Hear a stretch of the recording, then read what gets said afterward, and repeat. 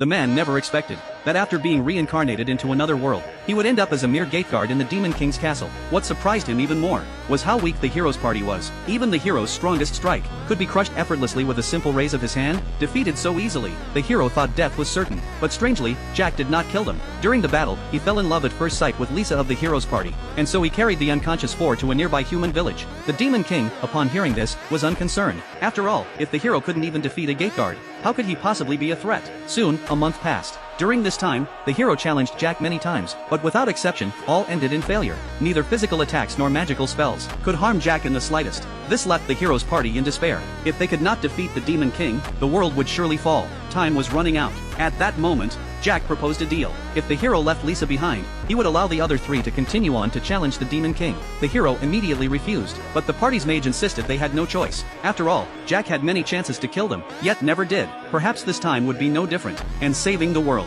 was more important than saving one teammate. The hero still hesitated, but Lisa herself volunteered. Let the three continue forward. She would stay behind to fight. Jack was pleased, opened the castle gates himself, and let the three go challenge the Demon King. Lisa, left behind, expected a fierce battle, and unleashed her strongest magic, but Jack simply raised his hand, reflecting the spell onto the wall. In that brief moment, Jack quickly explained he did not want to fight, but had fallen in love with Lisa at first sight. He confessed on the spot. Lisa froze, her mind blank, but ultimately gave Jack a firm rejection. This left Jack disheartened, even wishing to reincarnate again immediately. For in this world, he was confined to the Demon King's castle, allowed outside only to raid human villages, something he had no desire to do. Though he had the strength to defeat the Demon King, doing so would force him to inherit the Demon King's role. So Jack chose to waste away, idling in the castle day after day, until Lisa appeared, bringing him hope. Hearing Jack's plight, Lisa sympathized deeply. Since he had once been human, she offered to take him to see the outside world. While they talked, the Demon King and the four heavenly kings were defeated by the hero, and humanity held a grand celebration.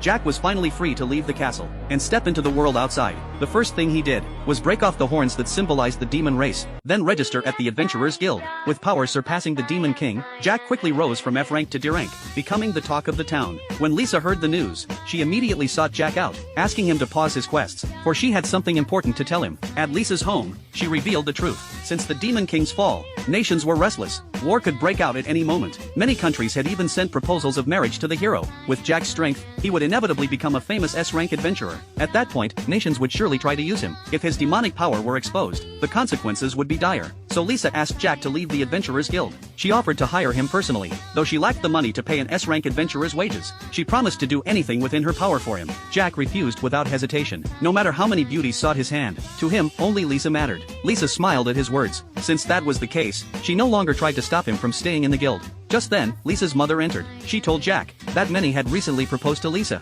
even the hero among them. Jack immediately grew jealous. Wasn't the hero already pursued by countless princesses? Yet he still tried to interfere with my love. Lisa hurried to explain that she had rejected all proposals, and asked his mother not to say things that would cause Jack to misunderstand again. But her mother pressed further, asking Jack directly if he would marry her daughter. Jack hesitated briefly, but ultimately refused. After all, Lisa had once rejected his confession, so now he resolved to work hard as an adventurer, and confess again once he had built a normal life. Her mother was very pleased, smiling as she declared Jack already qualified, and urged him to take good care of Lisa from now on.